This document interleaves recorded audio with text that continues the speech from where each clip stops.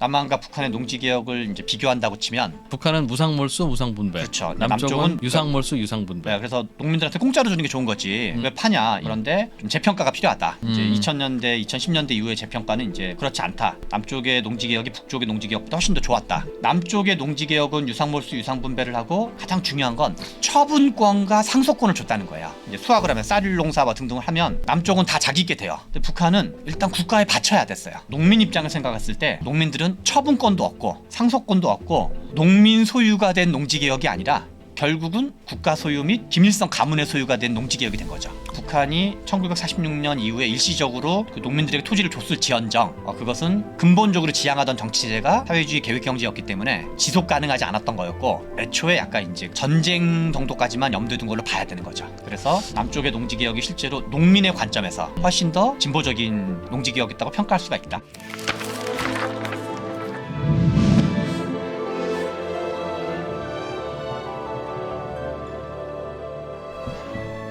네, 최병천 소장의 불평등 연구 회를 거듭할수록 아주 뜨거운 반응을 보이고 있는 재미있는 시간이 되어가고 있습니다. 오늘도 신성장경제연구소 최병천 소장과 함께 우리나라 불평등의 이런저런 모습들 한번 살펴보도록 하죠. 어서 오십시오. 네, 안녕하세요. 네, 요즘은 뭐 꽤 유명인이 되고 계시더군요. 실제로 별로 느끼지 못하고 있습니다. 네. 예. 최근에는 그 문재인 전 대통령님께서도 네. 이 좋은 불평등이라는 책에 대해서 네. 언급을 해주셔서 네. 제가 보기에는 칭찬 50일 꾸중 49 네. 그 정도로 버무려진 코멘트였어요. 예, 언급해 주신 것 자체에 대해서 뭐 가문의 영광으로 생각하고 있습니다. 자, 오늘은 지난 시간에 이어서 농지개혁 이야기. 네. 그러니까 우리나라는 한반도는 남한 북한 모두 매우 초기에 정부 수립 매우 초기에 이른바 토지 자산을 리셋했다. 네. 다 일단 갖고 와봐. 왜? 다 다시 조금씩 띄어서 나눠주는 일종의 뭐 자산의 리셋 뭐 그런 네. 게 있었다는 얘기까지 배웠어요. 오늘은 그걸 조금 더 자세히 좀 이어가 보죠. 지난번에는 이제 그 고속 성장했던 이제 동아시아의 일본, 한국, 대만, 중국까지 이제 공통점이 있더라. 왜 동남아는 못 사는데 동북아는 그렇죠. 잘 사냐? 동남아시아의 50년대에는 좀 비슷한 수준을 가졌던 나라들끼리도 이제 동북아시아는 좀 잘 나가게 되고, 예. 그다음에 동남아시아 국가들은 이제 뭐 말레이시아, 인도네시아, 태국, 필리핀 이런 나라는 왜 좀 정체됐는지를 가르는 게 가장 중요한 기준이 하나는 농지개혁 여부, 네. 그리고 농지개혁과 연동된 산업화 여부, 요 이제 그 중에 두 가지가 서로 연결되어 있다는 얘기를 했는데요. 오늘은 그거랑 좀 이제 이어지는 얘기이기도 한데요. 그 농지개혁을 구체적으로 어떻게 했는지. 네, 그렇기도 하고 이제 여러 가지 한국형 자본주의 특성, 그다음에 여러 가지 이제 우리가 현재까지도 이어지고 있는 여러 가지 특성과 연결되는 몇 가지 이야기를 좀 드려보려고 합니다. 네. 그래서 1950년의 중요성을 제가 그때 말씀드렸었는데요. 뭐 건국이 언제냐 이런 거에 대해서 이제 뭐 그 진보 보수 쪽에 여러 논란이 있지만 그런 이제 정치적인 건국과 좀 별개로 저는 한국의 건국 시점을 굳이 잡으면 경제적인 의미에서의 건국은 저는 50년이었던 것 같다. 1950년. 그래서 이때가 한국형 자본주의였던 맹아적 특징이 많이 만들어졌는데 1950년에는 두 가지 사건이 있었는데 하나는 농지개혁, 또 하나는 한국전쟁. 두 가지가 특히 이제 중요한 사건이었던 것 같다. 그래서 그 얘기부터 좀 시작을 해보도록 하겠습니다. 농지개혁과 한국전쟁의 관계를 좀 말씀드리려고 하는데요. 원래 농지개혁 정책에는 북한은 무상몰수 무상분배를 했지만 남쪽은 의식적으로 미군정 시절부터 유상몰수 유상분배를 반드시 해야 된다라는 생각을 가지고 있었어요.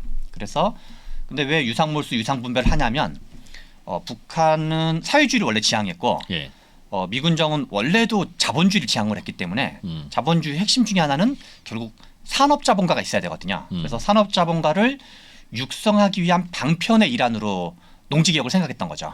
그래서 유상으로 이제 몰수해서 이제 그 자본가들한테 그러면 그 지주들한테 그냥 공짜로 막 강제로 뺏는 게 아니라 지주들한테 그 대가를 지불하는 거거든요. 지주들한테도 좀 비교적 이제 적은 비용이긴 하지만 그래서 3정보 이상 한 정보가 1정보가 한 3,000평 정도 된다 그러는데요.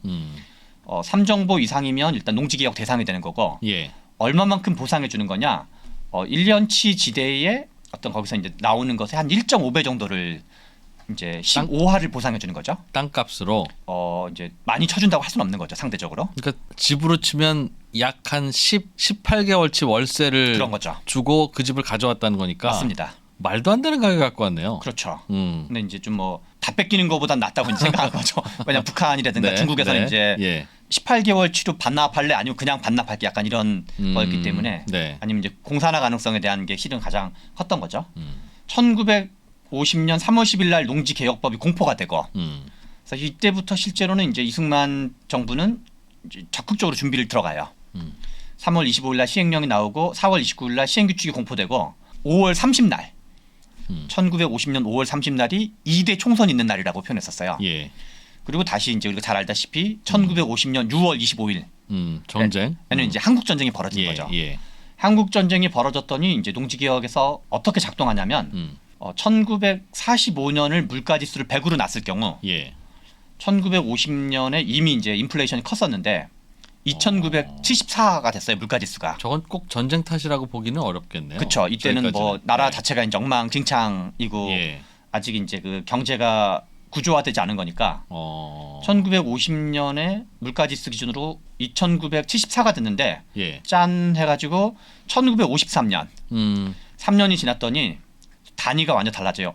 물가지수가 58,863으로 바뀌어요. 예. 그래서 1953년 물가지수는 한국 전쟁이 있던 1950년과 비교하면 17배가 인상되고 1945년과 비교하면 508배가 인상되는 거죠. 배율 기준으로. 예. 유상 몰수하고 유상 분배해서 실은 그러니까 어떤 대가를 지불한 거였는데 하이퍼 인플레이션이니까 점점 종이 쪼가리가 되는 거죠. 지불을 한 대가마저도. 그렇죠. 지불한 예, 대가마저도. 예. 그러니까 헐값으로 이미 그 보상도 헐값이었는데 네. 그것조차도 다시 또 하고 그러니까 한국 전쟁이 되니까 이게 뭐 전쟁이 이길지 질지부터 해가지고 알 수가 없으니까 그럼 현금으로 준 게 아니라 무슨 국채 같은 걸로 줬어요? 그래서 우리나라 주식시장의 최초 증권은 어떻게 보면 이제 지가증권이었던 거죠.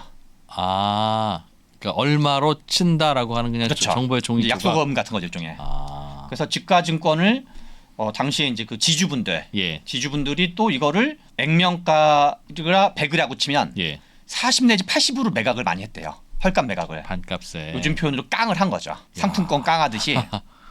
그럼 1년 반치를 받은 건데 거기서 반을 깡한 거니까 약 한 8개월치 지대를 받고 땅을 넘긴 셈이네요. 그런 거죠. 예, 원래 취지는 지주 계급을 자본가 계급으로 네, 어떤 이제 그 산업자본 육성하는 측면이 있었던 건데 이제 학술 연구 중에서 이제 그 사례 연구를 하신 분들이 있어요. 그래서 20정보 이상을 소유했던 호남 지주 연구를 했는데 예, 이게 어떻게 보면 지금 이제 지역 문제랑도 연동되는 건데 우리나라에 잘 나가는 기업들은 상대적으로 그 영남 지역이 영남 지역에 많고 있죠. 예. 호남 지역은 없잖아요. 왜냐하면 호남 지역은 이순신 장군 시절부터 네, 농업 곡창지대였거든요. 그러니까 호남은 지주들이 있던 마을이었는데 주력 산업이 농업. 그렇죠. 주력 산업이 농업이고 예, 거기에 주력 어떤 그 지배층이라 그럴까요? 그건 지주였던 건데 지주들이 농지격으로 몰락해 버린 거죠.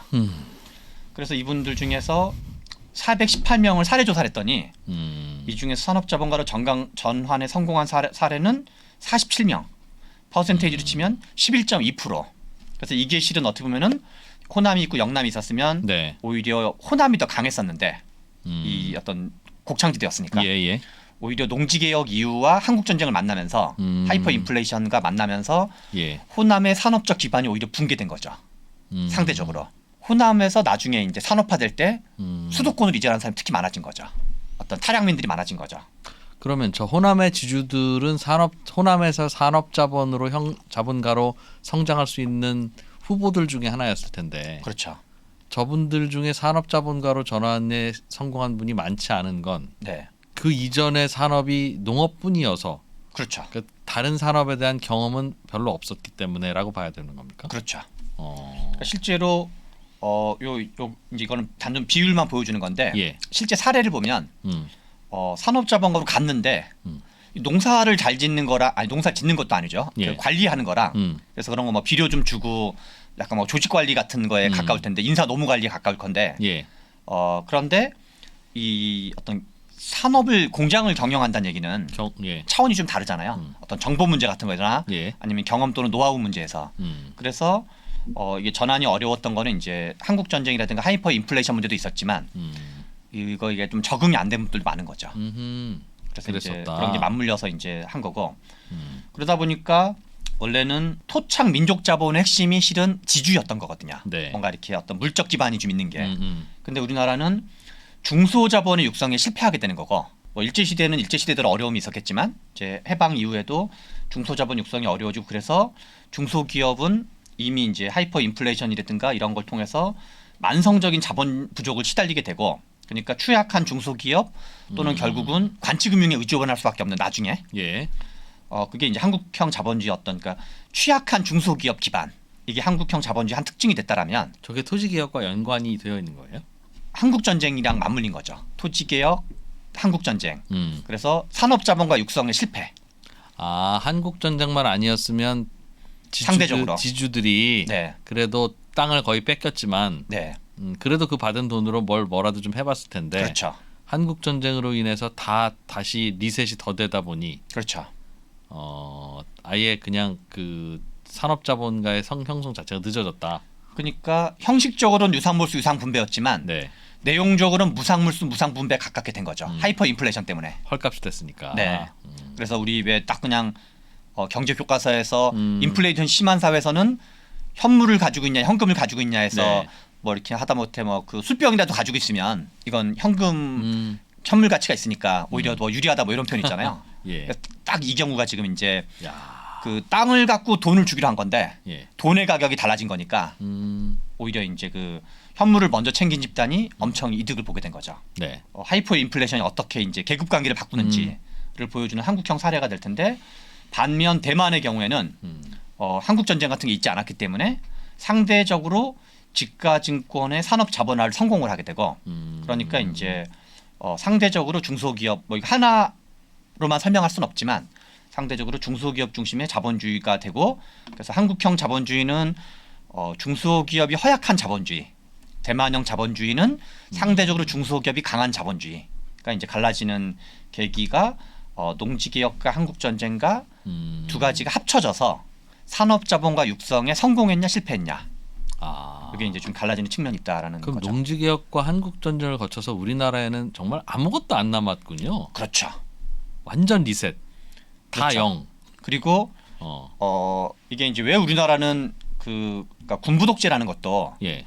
저항이 적어야지 독재도 하기 편한 거잖아요. 그렇죠. 사회적 저항이 강하면 독재라는 것도 쉬운 일이 아닌데 그 실제로 뭐 그 왕조가 뒤집어지는 것도 있는 거니까 예. 독재라는 것도 이제 근데 한국 자본주의는 지주 계급이 있고 이제 소장 계급이 있다고 치면 농지 개혁을 통해서 지주 계급도 몰락하고 네.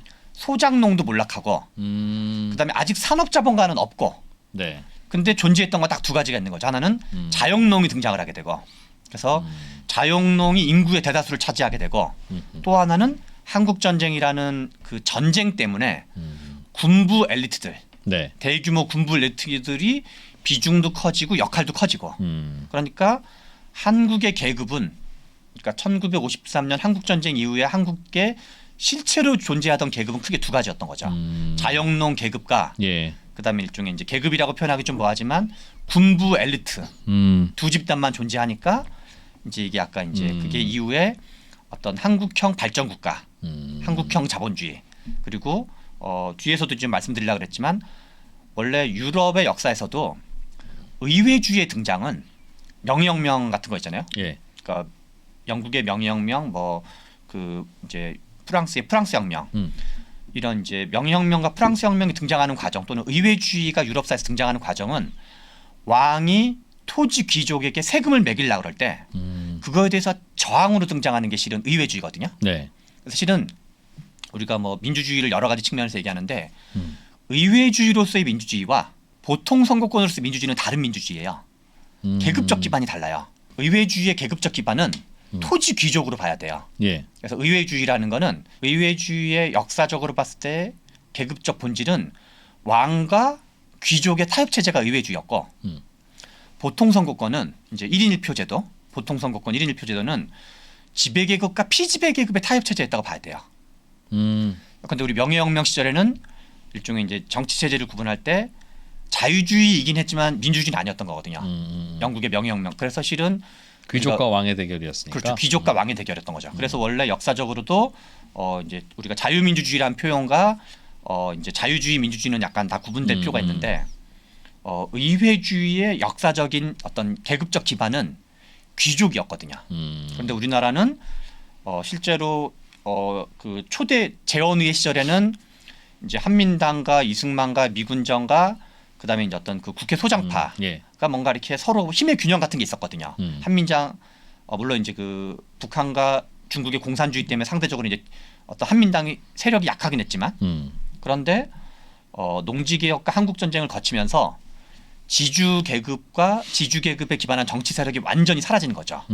이게 그런데 똑같은 대통령제여도 미국식 대통령제는 강력한 의회주의에 기반한 대통령제고 한국은 이제 의회가 엄청 허약한 이제 의회가 허약하고 심지어는 혹시 통법부란 말 들어본 적 있으세요? 법률 통과하는 부서 네. 이런 거? 저는 이제 국회 보좌관을 했었는데 예. 예전에 이제 그 우리 정부 부처에서 약간 좀 짬밥 되시는 분들 공무원 분 중에서 중앙부처 공무원 중에서 한 30년 이상 공무원 하신 분들은 예. 옛날이 좋았는데 요즘 막 그냥 국회 때문에 자기 귀찮아 죽겠다고. 그래서 그때는 국회에 대한 명칭 자체가 통법부였다는 거예요. 입법부가 아니라 그렇죠. 법을 통과시켜주는 부서. 근데 이제 지금은 그래서 본인들이 약간 갑이었고, 야 너네 이번에 이 법 좀 통과시켜줘 그러면 실제로 제가 이제 그 법안 발의와 통과를 이제 데이터도 본 적이 있는데 거의 95%. 그러니까 정부가 발의하는 법안은 한 이제 87년 이전에는 통과율이 거의 95% 가까이 돼요. 예. 근데 지금 이제 좀 많이 낮아졌거든요. 한 지금은 70% 정도 되는데 정부가 발의한 법의 통과율은. 그래서 이제 어떤 의회와 행정부의 어떤 그 균형 또 이제 실은 농지개혁 더하기 한국전쟁 두 가지 사건이 맞물려서 이제 확 바뀌게 된다라는 걸 좀 알 수가 있는 거죠. 예. 토지 개혁이라고 하는 것, 즉 뭐 무상몰수 무상분배든 유상몰수 유상분배든 사실상 몰수인 것 같은데 보니까 네. 이게 전 세계 많은 나라에서 다 일어났던 일이에요. 즉 그 자체가 결과적으로는 뭐 좋은 효과가 있었을 수도 있었다고 해석할 수가 있겠죠. 네. 그런데 그게 그래도 되는 건가? 어떻게 평가를 해야 되는 걸까요? 그때 저희가 지난번에 말씀했던 것처럼 공산주의 혁명을 막기 위해서 공산주의 세력의 핵심 주장을 자유민주주의 세력이 수용을 해서 먼저 해버리는 거다. 해버린 거죠. 이렇게까지 했는데 왜 공산주의를 뭐하러 해? 그렇죠. 이미 공산주의. 안 그러면 됐는데. 우리가 이제 주장이 있고 권력이 있잖아요. 예. 그러니까 정책적 주장과 권력을 좀 구분할 필요가 있잖아요. 그래서 주장을 거부해서 권력을 넘겨줄 건지 주장을 수용해서 권력을 안 넘겨줄 건지. 내버려 두면 어차피 이런 그 혁명은 한 번쯤 있을 수밖에 없었던 시기였다. 그렇죠. 그래서 실제로 이제 공산주의와의 접경지대, 그다음에 기존의 기득권이 파괴된 지역들, 예. 그리고 실제로 된 나라가 전 세계 몇 나라 없어요. 농지개혁이 된 나라는 지난번에도 말씀드렸던 것처럼 일본이 농지개혁이 잘 된 사례고, 그다음에 가장 잘 된 사례가 이제 하나가 한국과 대만이고, 나중에는 이제 중국도 상대적으로 농지개혁이 중국은 우여곡절이 있었던 거죠. 네. 초기 농지개혁은 국공내전에서 농지개혁은 무상몰수 무상분배해가지고 농민에게 줬던 건데 56년도에 다시 국유화를 하면서 농민 걸 다시 뺏는 거죠. 네. 그래서 농업 생산성이 장기에 걸쳐서 정체가 되면서 78년에 덩샤오핑이 개혁 개방 때 56년도에 국유화했던 걸 78년 이후에 약 20여 년 동안 중국 덩샤오핑 개혁 개방의 핵심은 뭐냐면 다시 그걸 농민에게 돌려주는 게 핵심이에요. 한꺼번이 아니라 이제 점진적으로 여러 가지 저항이 내부에 있었기 때문에 그래서 실은 세계사를 통틀어서 식민지 경험이 있던 나라들 중에서도 그러니까 일본, 한국, 대만, 중국 네 나라 정도가 성공한 농지 개혁이고 북한은 농지 개혁을 했지만 이제 그거는 좀 이따 이제 다시 한번 말씀드릴 텐데 이제 결국은 다시 국유화를 했기 때문에 이제 부작용이 훨씬 더 컸던 거죠. 전 세계에서 네 나라밖에 없다라고 보면 크게 틀리지 않다. 그게 됐네요, 한반도에서 그게. 그렇죠. 그게 동남아시아랑 남미와 동북아시아를 가른 핵심 분기점으로 보는 거죠. 농지 개혁이 있었냐 없었냐가 뭐 이것이 전부는 아니지만 예. 이후에도 뭐 다른 여러 가지 요건이 합쳐진 거지만 이게 뭐 100%라고 표현할 수는 없지만 농지 개혁 없이 성공한 경우는 없다는 거죠. 거의. 그런데 공산주의의 위협이라고 하는 건 꼭 동북아시아에만 집중됐을 것 같지는 않은데 그 동북아가 물론 중국과 러시아의 접경도 있고 하니까 뭐 제일 예민했을 수 있다는 설명은 이해가 되는데 네. 그때만 해도 다들 두렵지 않았을까요? 왜 그런데 이런 선택을 여기만 했을까요? 아시아가 제가 뭐 아시아 전체가 몇 나라 정도 되는지까지 모르겠지만 우리 대략 한 40여 개 국가라고 보면 네. 아시아에서 혹시 식민지가 안 된 나라가 어딘지 아세요? 식민지 경험이 없는 나라 네. 필리핀, 베트남, 라오스, 태국 딩동댕입니다. 예. 좋은 불평등이란 책도 이제 글로벌 자본주의 관점에서 불평등을 보자라는 건데 예. 실은 우리가 이제 근현대사 전부를 좀 어떤 세계사 관점에서 볼 필요가 있다는 생각을 많이 해요.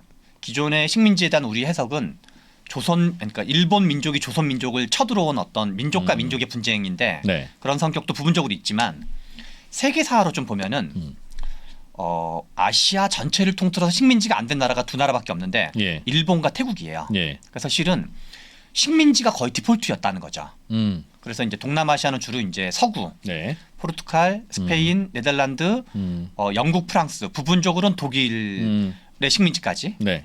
그리고 이제 뭐 아프리카로 가면 이제 벨기에 식민지가 많았었고. 그래서 실은 아시아 전체에서 식민지 경험이 이제 대부분 이제 많이 있었기 때문에 네. 식민지 경험 중에서 이제 하나는 공산주의 위협, 그다음에 이제 미군정의 영향력, 그다음에 기존의 어떤 지주계급이 얼마만큼 파워를 가지고 있었는지, 기득권들의 저항이 있었는지 이런 게 맞물리면서 이제 이루어진 것과 안 이루어진 것이 맞물린 거죠. 그리고 거기에는 농민운동의 파워도 있었겠죠. 농민들의 요구. 그래서 우리나라 첫 번째 선거가 1948년 5월 10일 날이 이제 네. 정부 수립 또는 이제 그 초대 재헌의회를 구성을 하잖아요. 그때 이승만이든 한민당이든 모든 정당이 선거를 하게 되니까 전부 다 그 공약이 농지개혁이었어요. 그러니까 거의 만장일치 공약이 뭐 우리 지금 뭐 그 지난 대선 때 누가 뭐 이렇게 약간 뭐 해준다 이렇게 그 좋은 의미든 아니든 약간 뭐 포퓰리즘 경쟁에서 이런 게 평가하는 것처럼 거의 뭐 농지개혁을 공약으로 내걸지 않으면 뭐 이 정당 또는 정치 세력으로서는 아니 나는 표 안 받을래, 표 안 받겠다는 걸 공언하는 거랑 비슷한 정도로 야. 농지개혁을 표방해야지만 해서 이제 그 48년 그 5월 10일 날 선거 있을 때 네. 거의 뭐 농지개혁 자체는 만장일치고 이제 이걸 세게 하냐 이제 아니면 뭐 좀 중간 수준으로 하냐 아니면 약하게 하냐 네. 그런 수준의 차이만 약간 있었던 거죠. 이제 농지개혁이 경제 성장에 효과적으로 이제 작동했던 여러 가지 메커니즘 중에는 교육 투자 문제가 있어요. 근데 이제 교육 투자를 왜 농지개혁이 어떤 메커니즘을 통해서 우리나라 교육을 높이는 거에 큰 기여를 하게 됐냐? 예. 를 크게 이제 세 가지 관점에서 좀 이제 정리를 해봤는데요. 하나가 공교육에 대한 지주들의 반대와 연동돼 있었는데요. 제가 이제 친한 선배 중에 한 분이 볼리비아에 광산업을 하러 간 적이 있어요. 몇 년간. 네. 근데 볼리비아는 그 약간 이제 거기 대농장 체제래요. 우리 옛날에 그 세계사 시간에 공부했던 플랜테이션 농업 같은 게 지금 이제 볼리비아 같은 데는 많이 있어가지고 예. 거기는 농약을 뿌리는 걸 비행기로 뿌리지 않으면 그 뿌리는 게 감당 가능하지 않을 정도래요. 면적이 너무 넓어가지고. 네네. 예. 재밌는 거는 A 선배였다고 표현하면 A 선배가 형수님이랑 아이를 같이 데리고 갔거든요. 아이가 이제 뭐 한 초등학교, 중학교 정도 나이였는데 예. 중학교 나이였던 걸로 제 기억나는데 볼리비아는 지주들의 자식이 있고 소작하고 있는 자식들이 있는데 공통점 둘 다 공부를 안 한대요. 그러니까 지주의 아이들도 공부를 안 하고 학교에서 네. 소작의 아이들도 공부를 안 한다는 거예요. 왜냐하면 공부를 해봤자 굳이 어차피 신분이 정해져 있거든요. 예. 그런데 우리나라 같은 경우는 지주 소작 관계가 심하게 된 사회에서는 하나는 신분적 질서도 다분히 제한적이고 그다음에 만약에 지주한테 토지가 다 몰려 있는 사회, 대지주 몇 명밖에 없는 사회에서는 지주 입장에서는 공교육을 반대하는 게 합리적 선택이 된다고 봐야 돼요. 학교를 보내면. 학교를 보내면 그냥 비용만 비싸지는 거거든요.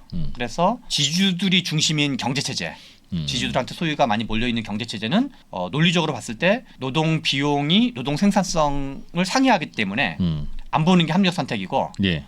그런데 이제 농지 소유가 분산된 사회. 이게 이제 결국 농지 개혁인 거죠. 네. 지주들 자체도 힘을 잃었고 우리는 삼정보 이하가 다 이제 돼버린 거니까.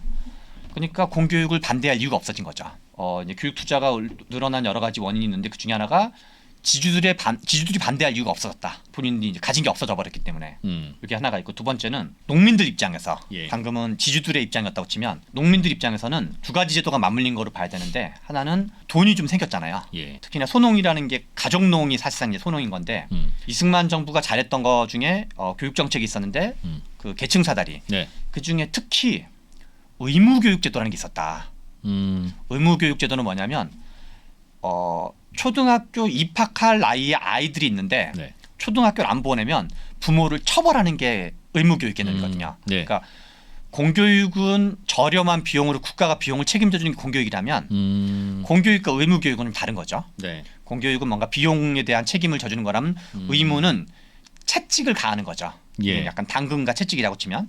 그래서 우리나라의 교육법이 1950년에 제정이 되고, 아니 49년도에 교육법이 제정이 되고 50년에는 이제 그 교육 관련된 5개년 계획 같은 게 있었나 봐요. 그래서 문맹률을 언제까지 줄이겠다. 예. 그다음에 초등학교 보급률을 취학률을 언제까지 올리겠다. 그래서 초등학교 보급률이 급상승하게 되는데, 여기를 보시면 당시 이제 국민학교 단위를 1000명으로 돼 있는 건데요. 136만 명. 1945년에 136만 명이었는데 이제 한 1955년 정도 되니까 예. 한 10년 정도 지나가지고 2배 정도로 늘었다는 걸 알 수 있는 거예요. 여기를 다 100으로 놨을 경우. 네. 55년에 2배 정도 되고 63년도에는 한 442만 명이네요. 숫자로 네. 치면. 예. 거의- 학생 수가 늘어났다. 그렇죠. 계속 늘어나는 거죠. 예. 그리고 여기 이제 좀 다른 페이지를 보시면 이게 소장료예요. 소장료. 소장률. 소장률. 예. 소작이 거의 한 뭐 80% 90% 가까이 소작이었다가 대부분 소작이었다가 갑자기 한 10% 미만으로 확 줄어드는 거죠. 이렇게 소작이 팍 줄어들어요. 그러니까 반대에 한 박자 있다가 51년. 그러니까 51년이면 한국 전쟁 시기잖아요. 네. 한국 전쟁 시기임에도 불구하고 피난민이 많은 시기임에도 불구하고 쫙쫙쫙쫙쫙 요게 이제 지금 초등학교 취학률 그래프거든요. 그래서 여기 한 1960년 경으로 보면 거의 취학률이 한 거의 97%, 8%? 네. 우리가 이제 보통 한국 자본주의 성장을 설명하는 여러 가지 중에 하나가 박정희 대통령이 수출 중심 공업화, 한국에서 수출 중심 공업화를 하게 되는 연도는 64년도예요. 요때죠, 요때. 요때부터 우리나라가 64년경부터 수출 중심 공업화를 이제 그 원년도로 볼 수 있거든요. 64년도가 이미 농지개혁이 교육률을 높이면서 기본 어떤 이제 그 우리가 초등학생 수준의 어떤 교양이라 그럴까요? 국영수에 대한 기본적인 영어까지는 아니라 하더라도 네. 그거를 이제 요게 있었고요. 그다음에 요것도 이제 그 소작률과 가구당 농가 소득의 추이를 보이는 건데 예. 1953년 한국 전쟁이 끝난 다음부터 쭉 해가지고 이제 농가가 쭉쭉 올라가는 거죠. 농가 소득이.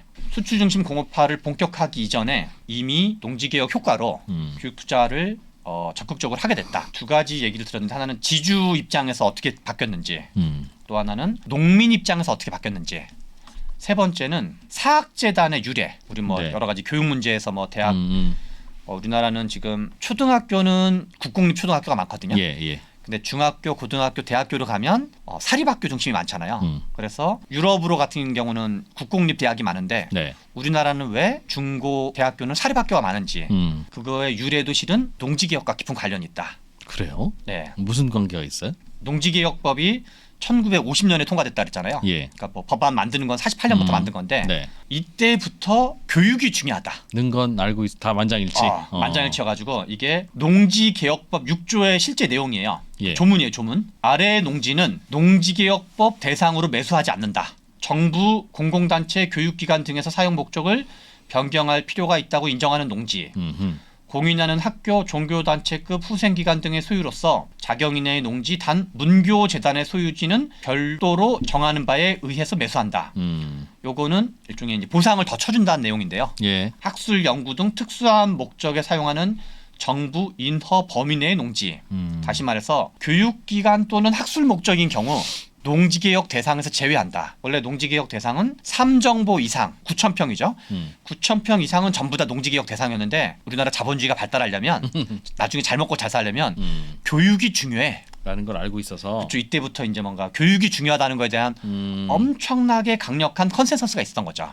근데 당시 정부는 돈이 없으니까 정부는 그때 뭐 미국한테 원조받고 있던 시절이었거든요. 네. 두 번째는 사학재단을 육성하기 위한 두 번째 인센티브는 사학재단을 하시는 분이 별도로 농지를 갖고 있는 경우. 그러면 야, 너네는 특별하게 보상을 더블 해줄게. 물론 이제 여기는 본인들이 로비를 열심히 한 측면도 있어요. 그래서 앞에서 말씀드린 것처럼 지주들한테 토지 보상을 전체의 1년치 소득의 1.5배, 네. 15할로 보상해줬는데 1년 반치. 1년 반치를 보상해줬는데 3년치를 보상해주겠다. 그래서 교육자들의 땅은 그렇죠. 교육자들이 농지를 가진 경우. 그래서 여기 보시면 47년부터 53년 사이 여기가 이제 그 사립학교 증가수예요. 네. 정부 예산은 초등학교에 집중하고 야, 대신 사학재단 니네는 중학교, 고등학교, 대학을 니네가 좀 커버해줘. 예. 왜냐하면 그래야지만 우리나라가 60년대, 70년대까지를 봤을 때 예. 중학교, 고등학교, 대학교도 많이 만들어져야지 우리나라 결국은 장기적으로 경제 성장과 경제 발전할 수 있어. 네. 47년도에 114개였는데 53년도에 248개로 거의 한 2배 약간 더 되는 거죠.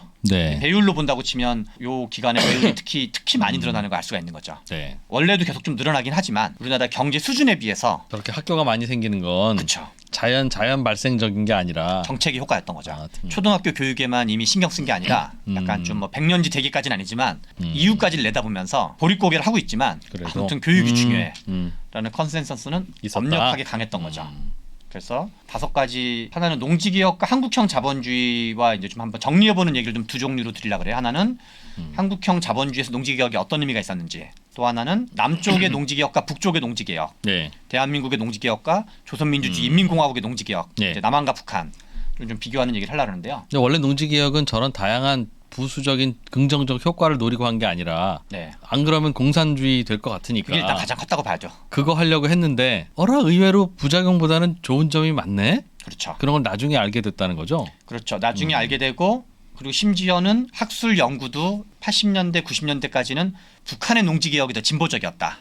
뭐 이런 얘기까지도 있었는데 그래서 농지개혁 자체 그러면 이렇게 이념적 색깔이 너무 강하다고 생각을 해서 연구가 좀 별로 안 된 측면도 있는 거죠. 네. 그런데 오히려 사회주의가 무너지고 그다음에 뭔가 이 계량 경제학이라든가 데이터들이 좀 발달해서 제가 이제 지금 참고로 한 자료가 몇 가지가 있었는데 그 중에 2013년도에 나온 자료가 있어요. 기획재정부가 의뢰하고 KDI에서 만든 예. KDI 한국개발원 홈페이지를 들어가서 농지개혁에 대한 아주 잘 만든 한 150페이지 내외의 보고서가 있어요. 네. 제가 이제 그 자료들을 많이 이용을 했는데 최근까지도 연구가 별로 안 됐다는 거예요. 농지개혁에 대해서 상대적으로. 그래서 이제 비교적 최근부터 연구가 좀 되고 있는 네. 세계사적으로도 좀 어느 정도. 그래서 아까 말씀드린 것처럼 동남아시아와 동북아시아를 가른 게 뭐냐. 그다음에 아시아에서 뭔가 대박을 친 나라. 네. 그 한국, 대만 같은 나라와 남미에서 뭐 브라질, 아르헨티나 같은 나라가 옛날에 더 잘 나갔었는데 차이는 이 나라들의 차이는 왜 생긴 거냐? 경제발전론이라는 학문에서 또는 경제학이라는 학문에서 최대의 관심사는 도대체 경제 성장은 왜 이루어지는 거냐? 네. 어떤 메커니즘이 이루어지는 거냐라는 거를 이제 그 경제학의 어떻게 보면 가장 메인 관심사 중에 하나거든요. 예. 그런데 경제학 교과서에서 가르치지 않았던 이런 나라별 사례, 동북아시아 사례, 동남아시아 사례, 남미 사례, 그다음에 이 세 덩어리를 비교했을 때 도대체 뭐가 달랐던 거냐? 그거에서 그 중에 하나가 농지개혁이라는 걸 빼놓고 얘기하기 어렵다는 걸 알게 되는 거죠, 점점. 그래서 농지개혁은 효과는 지금까지 대강 설명을 해주셨네요. 공산주의를 못 넘어오게 했고, 그렇죠. 초등학교 취업률이 늘어났다는 얘기는 해주셨고, 맞습니다. 그로 인해서 세 번째 얘기는 좀 이제 약간 예. 경제적인 효과만 아니라 이제 정치적인 효과랑 연동되는 건데요. 예. 연식이 한 40대인 분들은 처음 들어보는 표현일 수 있는데 여촌야대가 아니라 여촌야토. 이거 이제 제가 잘못 쳤는데요. 여당표는 농촌에서 많이 나오고 네. 야당표는 도시에서 많이 나온다. 요거의 기원이 실은 농지개혁이라는 거죠. 왜요? 그래서 왜? 왜냐하면 농민들 입장에서는 땅을 준 정치 세력은 이승만 더하기 집권 여당이었거든요. 자유당 화이팅. 그렇죠. 자유당 화이팅인 거죠. 아. 그래서 원래 농지개혁을 둘러싼 지난번에 이제 이승만 대통령은 농지개혁이 적극적이었다라고 제가 표현했었는데 이승만은 실제로 물론 이제 정치 약간 마키아벨리즘적인 사람이었는데 지주계급은 정당으로 치면 한민당이었고 그다음에 이제 소장농들은 정당으로 치면 남로당이었거든요. 박헌영 씨 등등의 남로당 계열이었는데 예. 이승만 입장에서 이게 두 개가 자기의 경쟁 정당이었거든요. 그런데 농지개혁을 하면 그 한민당도 날려버리고 남로당도 날려버리는 거죠. 두 정당이 실제로 둘 다 사라져요. 네. 이후에 그러면서 이제 이후에 이제 한 박자 있다 만들었지만 자유당이 파워가 세지는 거죠. 그래서 그리고 세계사적으로서도 농민들은 대체로 보수적인 선택을 많이 했어요. 프랑스 같은 경우도 어떤 이제 자유주의, 그러니까 유럽에서 크게 정치 세력을 농민에 기반한 보수주의 정치 세력, 상업자본가 및 산업자본가에 기반한 자유주의 세력. 산업 노동자에 기반한 사회주의 운동 세력이 3대 세력이 실은 이제 어떤 근대화 과정에서 가장 각축전인 건데요. 예. 그래서 독일과 프랑스는 상대적으로 보수주의 전통이 강했고 지배 계급이 농민 친화적인 정책을 많이 썼어요. 그리고 이제 영국 같은 경우는 자유당이 셌고 뭔가 이제 산업자본가 셌고 예. 그리고 이제 스웨덴 같은 경우는 이제 약간 그 3인당 결이 셌던 정당인데 우리나라 같은 경우는 이승만 대통령이 이제 그 농지 개혁을 통해서 적극적으로 먼저 어필을 한 거죠. 그래서 한민당 또는 남로당을 지지하던 농민들이 특히 이제 네. 남로당을 지지하던 농민들이 이걸 약간 좀 정치학적에서 쓰는 표현인데 유권자 재정렬 특히 우리나라에서는 2016년 17년 탄핵 이후에 한국이 유권자 재정렬이 되냐 마냐 관련된 네. 어떤 정치학계의 좀 논란들 토론들이 있었거든요. 근데 그 이전에 수십 제가 년 보기에는 동안은 한국 정치사 최초의 유권자 재정렬은 이승만도 주도했던 여러 집단이 맞물렸던 농지개혁이 실은 이제 어떤 유권자 재정렬의 가장 큰 요인이었다. 기원이었다고 볼 수 있다. 두 번째는 대한민국이라는 나라의 특징이랑 관련되는 건데요. 네. 우리나라의 특징은 엄청 강력한 행정부, 예. 그러니까 뭐 제왕적 대통령제라는 표현이 있잖아요. 네. 저는 이제 제왕적 대통령제라는 표현에 약간 좀 동의를 안 하는 편인데 우리나라는 대통령 자체가 강한 측면도 부분적으로 있지만 행정부가 강하다고 봐야 돼요. 예. 그래서 저는 제왕적 대통령제 실제 본명은 제왕적 행정부 체제라고 생각을 해요 개인적으로. 네. 왜냐하면 미국 같은 경우는 혹시 삼권 분립에서 네. 입법은 입법부가, 행정은 행정부가, 사법은 사법부제가 있잖아요. 그렇죠. 그럼 미국 행정부는 입법권이 있을까요, 없을까요? 행정부가 법을 법안 발의권. 우리나라 있잖아요. 우리나라 우리나라는 있죠. 사실 청부 입법도 많고. 그렇죠. 그냥 국장 과장이 법 만들어서 국회의원 이름 불려서 맞습니다. 입법하는 경우 많은데. 그리고 심지어 막 국회의원들이 거기에 이제 약간 줄 서 있기도 하죠, 막. 저도 하나 주세요, 저도 하나 주세요, 이러면서. 미국도 있을 것 같은데 미국은 없어요? 그게? 미국은 없어요. 유럽은 의원 내각제 중심의 국가였고 대통령제는 미국으로부터 유리한 거거든요. 네. 세계 정치사에서. 그러니까 세계 최초의 대통령제가 실제 미국이었던 거죠. 그래서 미국의 자기장인 나라들이 대통령제를 채택하는 나라인데 예. 크게 이게 두 덩어리예요. 하나는 남미 덩어리. 남미에는 대통령제가 많아요. 예. 또 하나가 아시아. 미국의 영향력이 있었던 아시아 국가들. 네. 여기가 이제 대통령제를 채택하게 된 건데 미국의 대통령제는 행정부가 법안 발의권이 없어요. 법안 발의하고 싶으면 의원님한테 가서 얘기해야 되는 그렇죠. 거예요? 그러니까 의회 권한이 엄청 세고 의회 권한이 얼마만큼 세냐면 혹시 그 이제 우리 그 어벤져스 시리즈 중에서 네. 토니 스타크 아이언맨 3인가를 보면 아이언맨이 청문회 출두를 해요.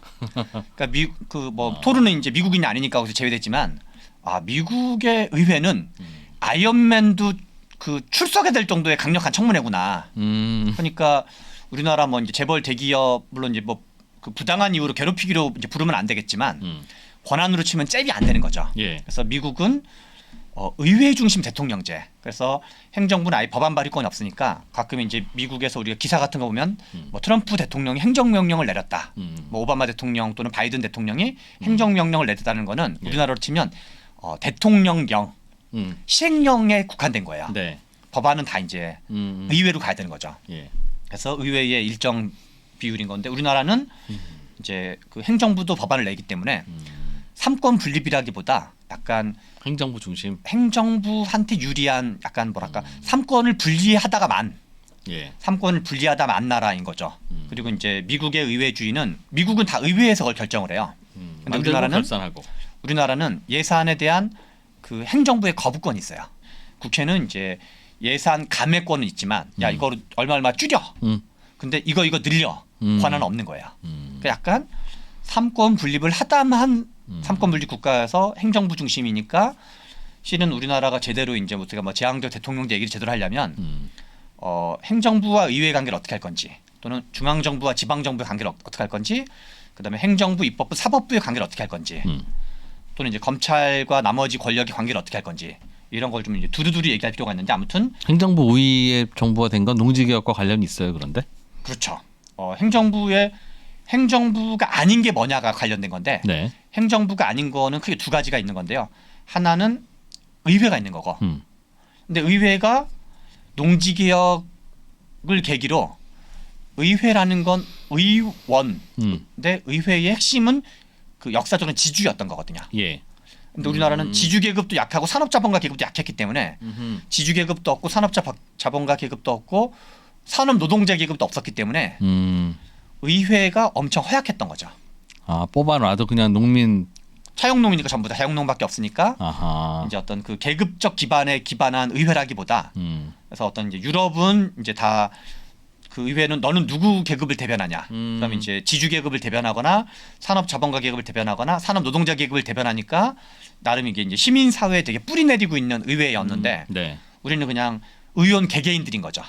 아 어쩌다 뽑힌. 그렇죠. 어쩌다 뽑힌. 그래서 우리나라는 이제 하나는 행정부의 대립상은 또 하나는 의회고 또 하나는 행정부의 또 하나는 대립은 중앙정부의 대립이 지방정부인데 네. 우리는 강한 중앙정부가 만들어진 거죠.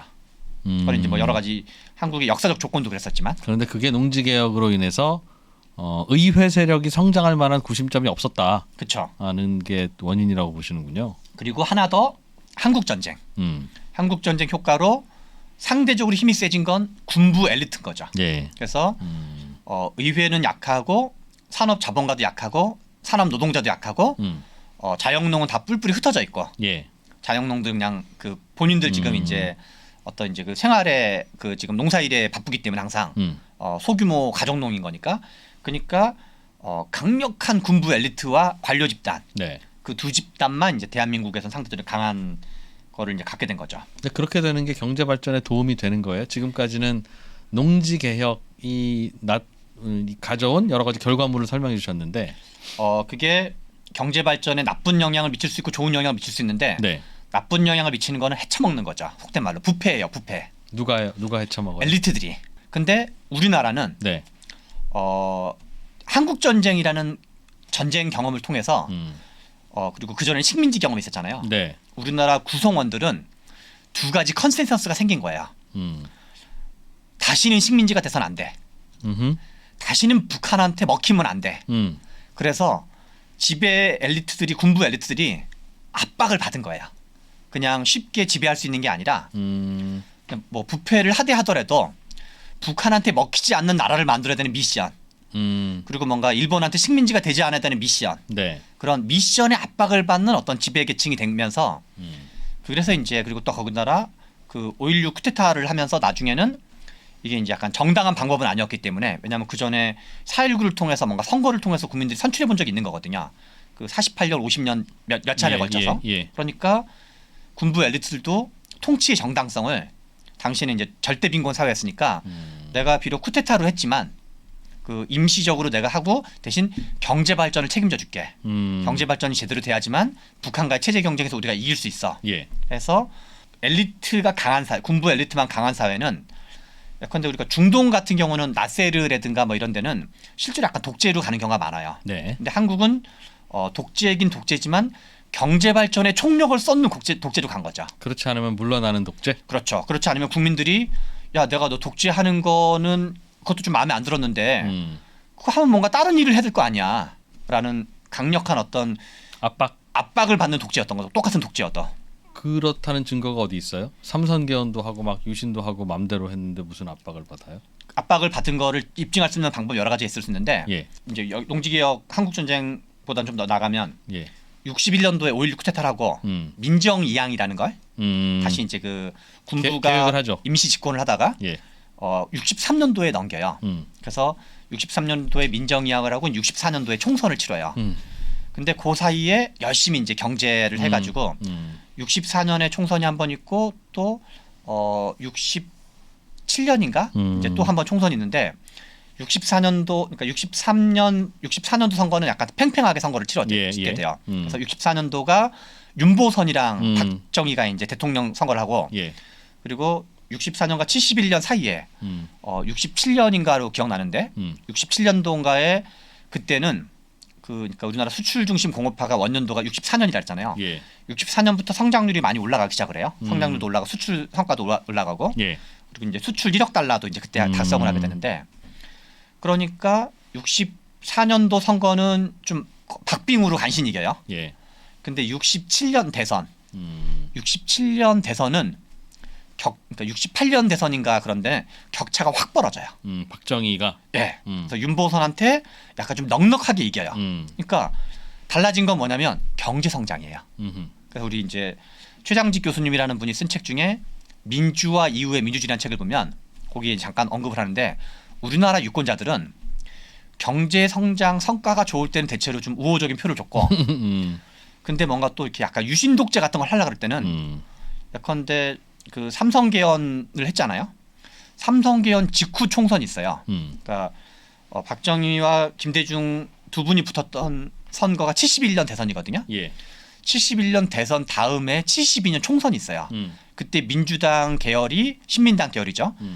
득표율이 의석수와 득표율이 쫙 올라가요. 그러니까 일종의 박정희 견제였군요. 그리고 삼선 이후의 선거는 다 그러니까 신민당 계열이 득표율이 쫙 올라가요. 삼선 개헌 이후에는. 그래서 그러니까 72년도에 유신을 하는 거죠. 그러니까 그 민주당 그러니까 자기가 삼선 개헌을 했는데 매번 견제가 있다는 뜻이다 그게. 왜냐하면 야당표가 점점 올라가니까 야당표가 올라가니까 아 이대로는 안 되겠다 그러면 정권 뺏기는 게 거의 뭐 불을 보듯 뻔하다. 해서 이제 권력을 내주든가 네. 뭐 여러 가지 이제 그때는 또 뭐 이제 안보 위기라든가 또 이런 게 맞물렸지만 네. 우리나라 이제 군부 엘리트들은 이제 그 민주주의에 대한 압박도 컸지만 경제 발전에 대한 압박, 그다음 북한과의 체제 경쟁 압박 그런 어떤 복합 압박에 시달렸던 독재였다. 그게 농지개혁과 관련이 있어요? 그 자체는 농지개혁 효과만은 아니고 예. 한국 전쟁 효과와 분단 효과, 공산주의 효과로 봐야 되는 거죠. 그럼으로써 군부가 이러저러한 이유로 부각될 수밖에 없었고, 그렇죠. 그리고 다른 엘리트 계층은 없었고, 그리고 또 좀 더 나가면 관료 우리나라가 한국의 경제 성장한 되게 중요한 것 중에 하나가 한국 관료들의 유능함이었거든요. 예. 이건 제가 보기에 큰 이견이 없을 것 같아요. 그런데 왜 한국 관료들은 더 유능했냐? 그러니까 약간 그 원인의 원인. 네. 동남아 관료도 있고 동남아에도 관료가 있고 있죠. 남미에도 관료가 있고 동북아에도 관료가 있는데 네. 물론 이런 거는 양반제 전통도 있었지만 한국의 관료는 관료들의 역사적 기원은 군대랑 연동돼 있고 예. 그러니까 군대 제도를 국가 행정 조직이 가지고 온 게 관료제이고 근데 이 관료의 특징 중에 하나가 전쟁 위협이 있는 나라의 관료 체제. 그 나라가 상대적으로 이제 공동체의 절멸 가능성이 높기 때문에 효율적이지 않게 어려워지는 거죠. 그래서 우리나라는 분단과 한국 전쟁이 플러스 효과와 마이너스 효과가 같이 있었는데 예. 어떤 그런 이제 고통, 많은 사람의 죽음, 그다음에 어떤 전쟁에 대한 어떤 공포, 그다음에 그걸로 인해서 발생했던 어떤 그 독재 이런 거 우리가 이제 어떤 분단과 한국 전쟁이 마이너스 효과였지만 예. 약간 경각심. 야 우리 대충 살면 안 돼. 분단이 가져온 효과네요. 그렇죠. 분단이 가지고 플러스 효과가 있었던 건데 그래서 코로나 때 코로나를 잘 관리했던 나라가 한국과 대만이에요. 예. 아까 농지개혁 나라랑 비슷해요. 근데 그 중에는 여러 가지가 있을 수 있지만 한국과 대만의 특징 중에 하나는 한국, 대만, 중국도 어느 정도 비슷한데 네. 국가 총동원 체제가 발달해 있는 나라죠. 적들이 항상 그렇죠. 긴장하고 있는 국가인 거죠. 그래서 옛날에 노동자분들을 그런 표현 썼었잖아요. 산업 전사라는 표현 썼잖아요. 네. 산업 전사. 그 표현이 이어져 가지고 지금 월드컵 기간인데 태극 전사라는 표현이 거기서 나온 표현이거든요. 그렇긴 그러니까 하죠.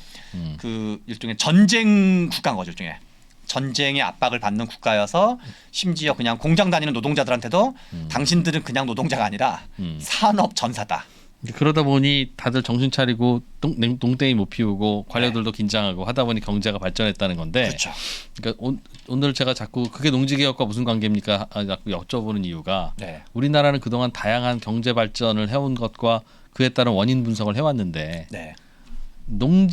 왜 동북아의 중국, 대만, 한국, 일본만 다른 동남아 국가와 달리 잘 사냐가 농지개혁이라는 공통점이 있었다면 네. 농지개혁이 어떤 메커니즘으로 경제 발전을 이끄느냐 네. 그 설명이 좀 되면 좋은데 지금은 경제 발전을 이끌게 된 원인이 예를 들면 뭐 군부 엘리트라고 하면 그게 농지개혁으로 인해서 나온 건가?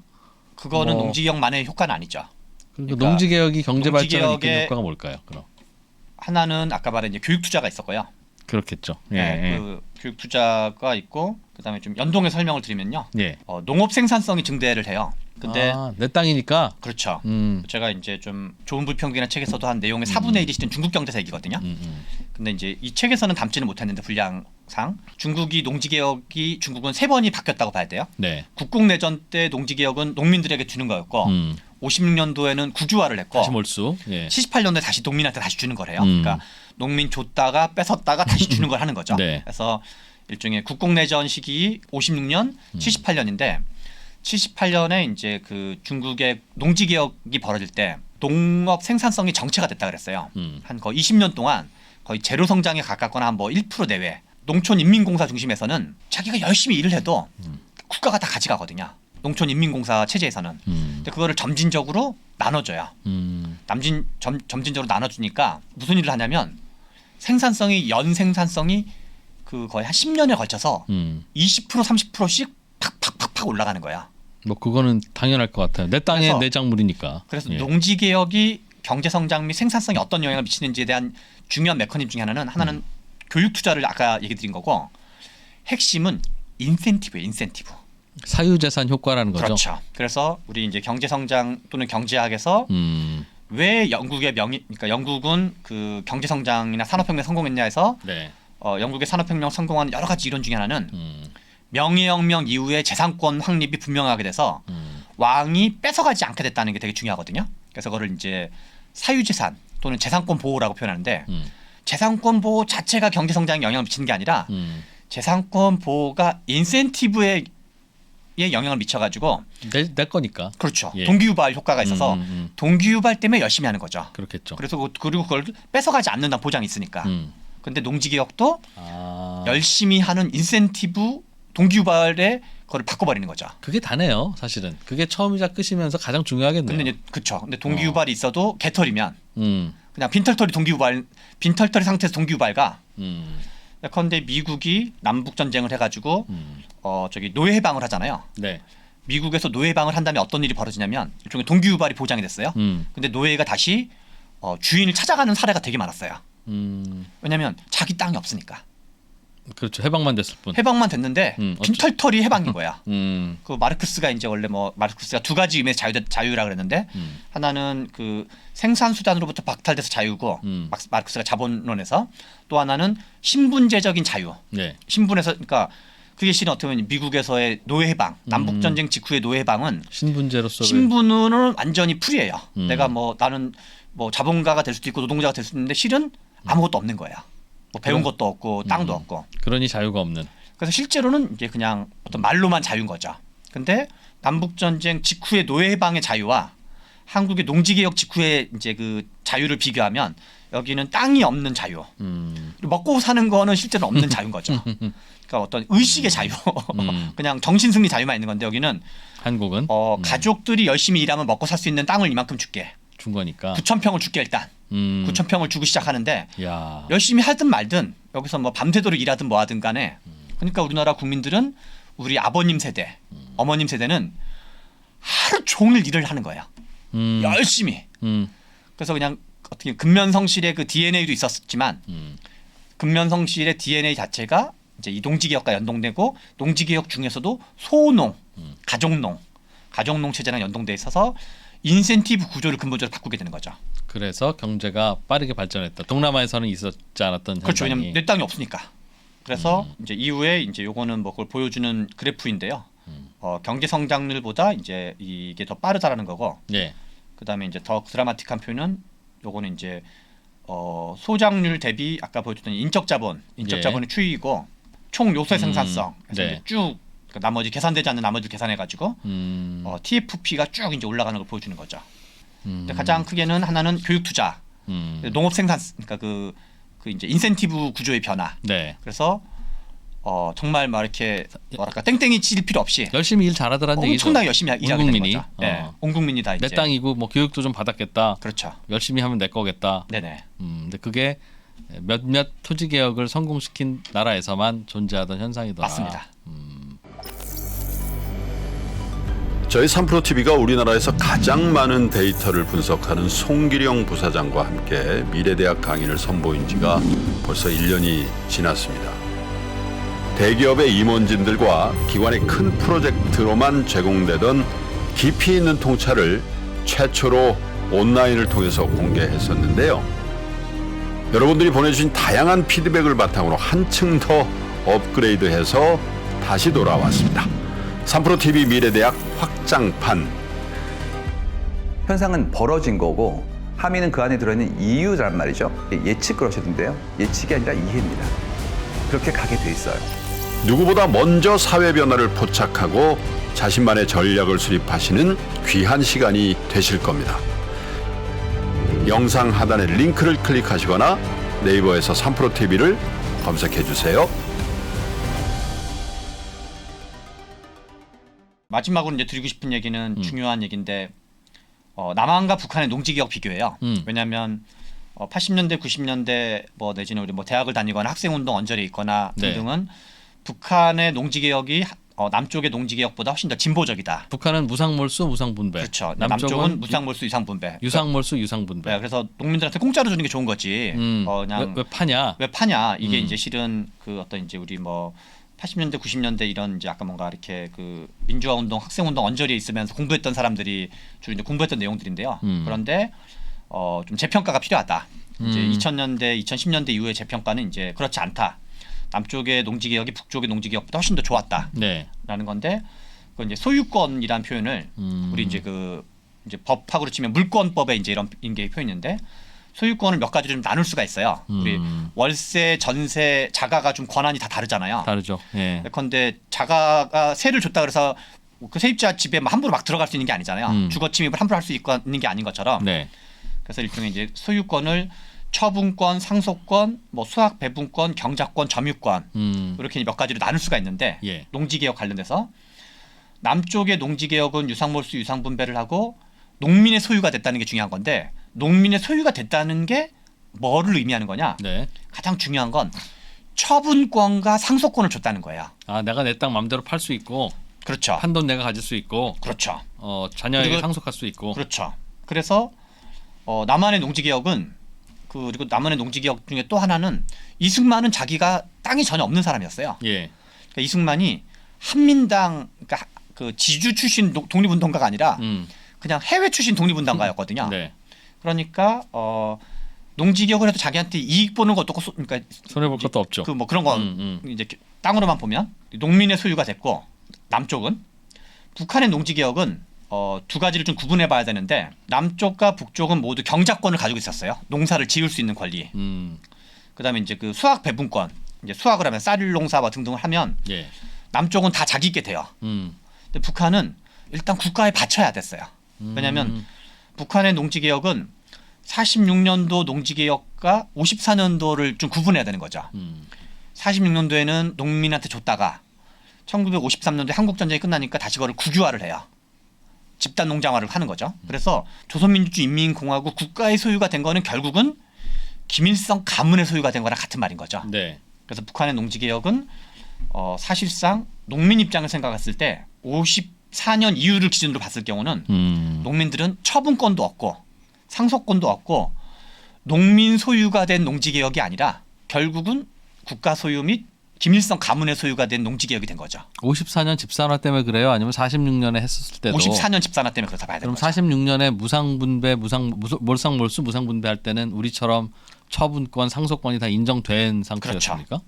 물론 이제 그때 아마 처분권이 인정 안 됐을 거래는 제한했을 가능성이 높은데요. 그리고 그거를 처분권, 상속권을 인정한다는 건 뭐냐면 사유재산 인정한다는 뜻인데 그렇죠. 사유주의가 아니게 되는 거죠. 공산주의가 아니게 된 그래서 거니까. 이 사회주의 계획경제, 공산주의 경제체제를 애초에 목적으로 했기 때문에 예.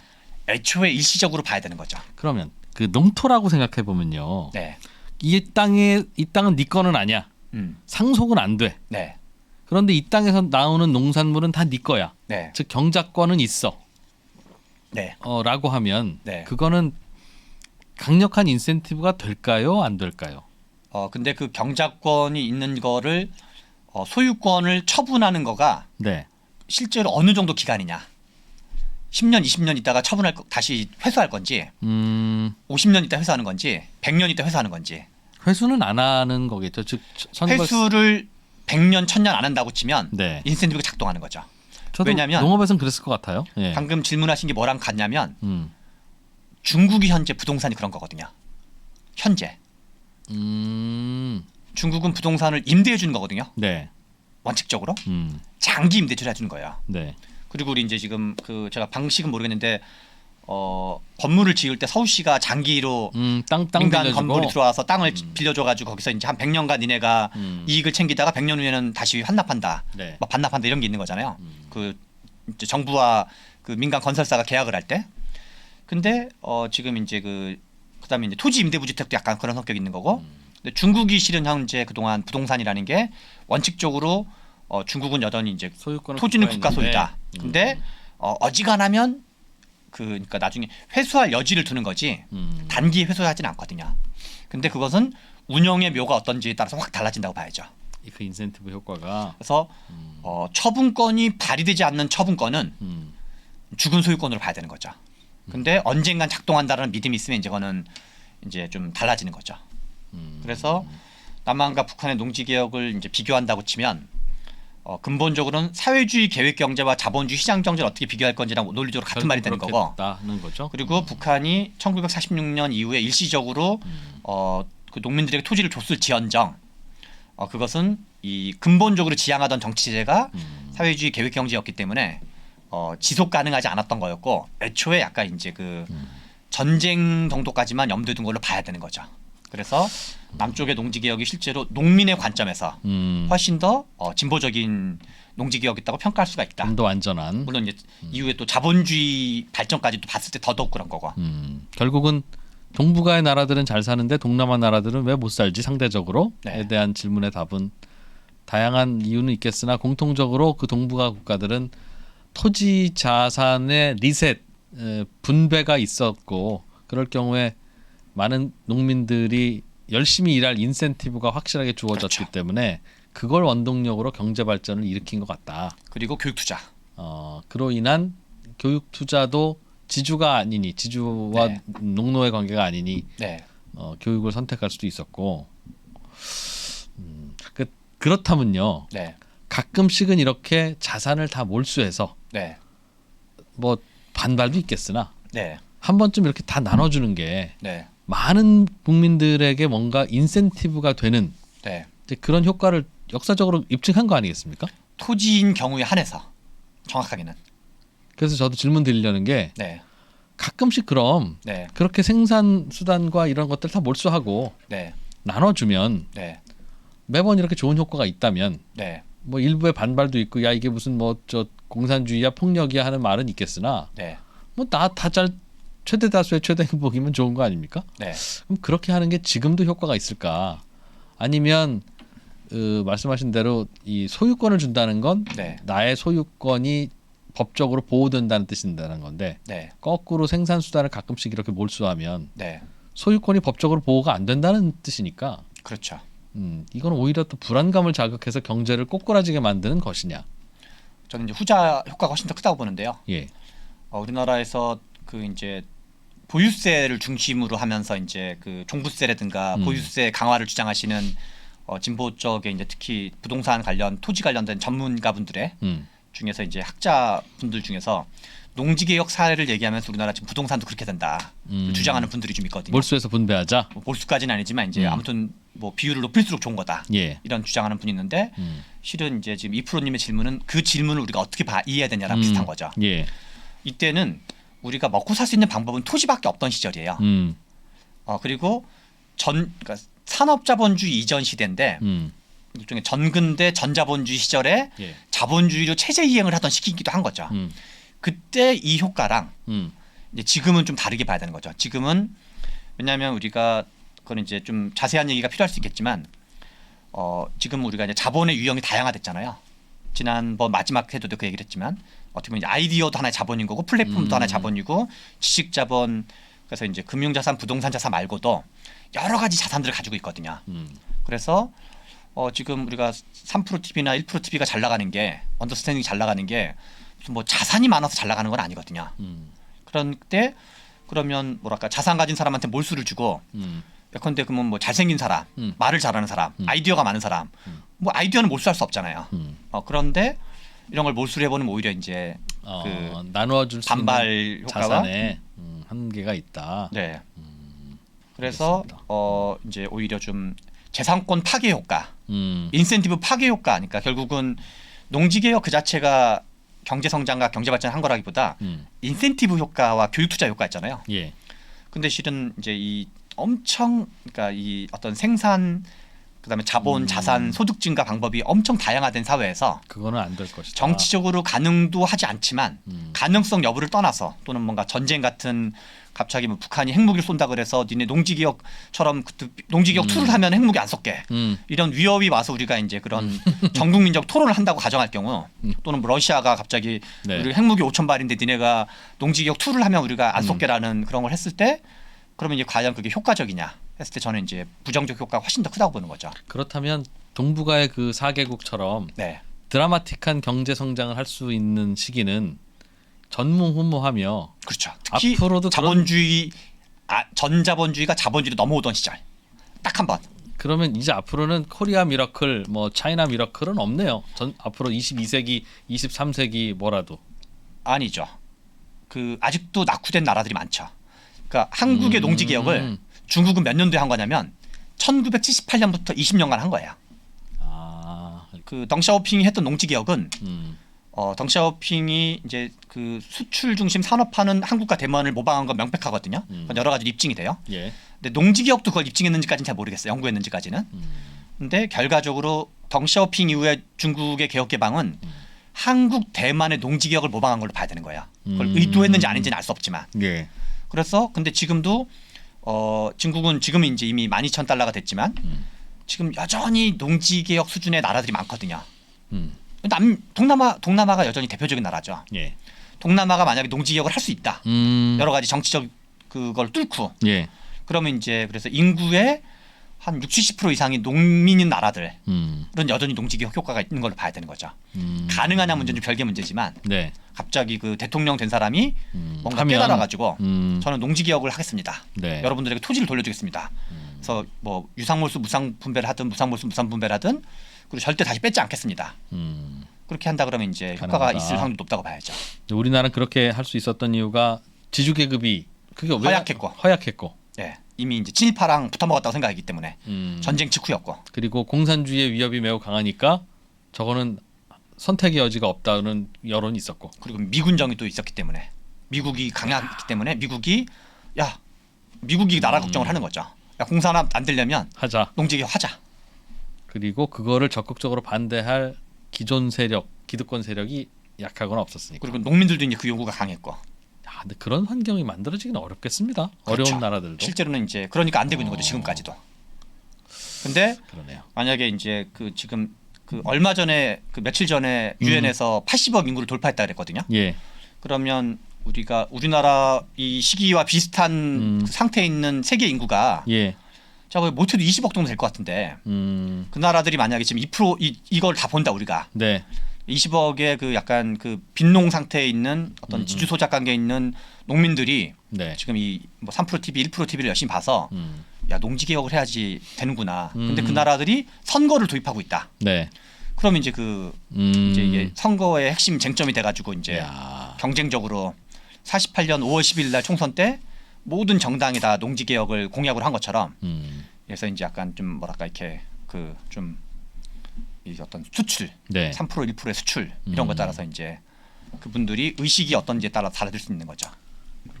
자유민주주의니까 선거제도가 존재한다고 가정을 하면 저희는 그 동안에도 배운 게 박정희 대통령의 위대한 영도력인 줄 알았습니다. 그 부분도 부분적으로 없지 않겠으나 이제 영도가 되게 많은 거죠 지금 여러 영도가 많은 건데 네. 그동안 이 토지개혁, 농지개혁의 효과에 대한 연구가 부각되지 않았던 건 네. 그런 탓도 있겠네요. 다 자기의 치적이라고 생각하고 싶은데 네. 각 정권의 지도자들이 네. 그런데 이것 때문이야 그러면 그럼 나는 뭐야가 될 테니까. 지도자는 그러는 게 이해가 되는데 학자들은 좀 다른 거죠. 예, 이제 지금도 지도자가 이제 연구를 한 건 아니고 이제 학자들이 연구를 한 거니까 학자들의 연구도 이제 이러저러한 이유로 좀 그동안은 적었던 거 아닌가. 알겠습니다. 자, 불평등을 연구하다 보니까 우리나라의 이른바 아름다운 평등이 잠깐 있었던 시절에 대한 이야기를 안 하고 넘어갈 수 없었는데 그 당시에도 참 다양한 드라마틱한 일이 있었네요. 예. 네. 잘 배웠습니다. 네. 다음은 어떤 얘기 좀 이어갈까요? 오늘은 여기서 마무리하고. 뭐 다음에 곧바로 할지 한 박자 있다 할지 모르겠는데 87년도는 그 불평등에서 어떤 의미를 가졌는지 이제 민주화 항쟁 그렇죠. 시기. 그다음에 네. 이제 97년 외환위기는 우리나라 불평등에서 어떤 의미를 가졌는지 그거를 좀 이제 입체적으로 좀 네. 그리고 이제 제가 책에선 쓰지 않았던 것 중에 음. 노태우 정부의 부동산 200만 채 공급은 네. 한국의 불평등에서 어떤 의미를 가졌는지 제가 이제 그거는 책에서는 의도적으로 이제 논점을 흐려가지고 쓰진 않았는데 네. 그래서 이제 제가 좋은 불평등이라는 책에서 94년도부터 불평등이 증가했다 하는데 그게 실은 노태우 대통령의 부동산 200만 채 정책이랑 실은 되게 긴밀한 관련이 있었거든요. 그래요? 네. 알겠습니다. 본격적인 부동산 이야기까지 네. 다음 시간 기대를 해보죠. 고맙습니다. 네, 감사합니다. 네, 최병찬 신성장 경제연구소 소장이었습니다.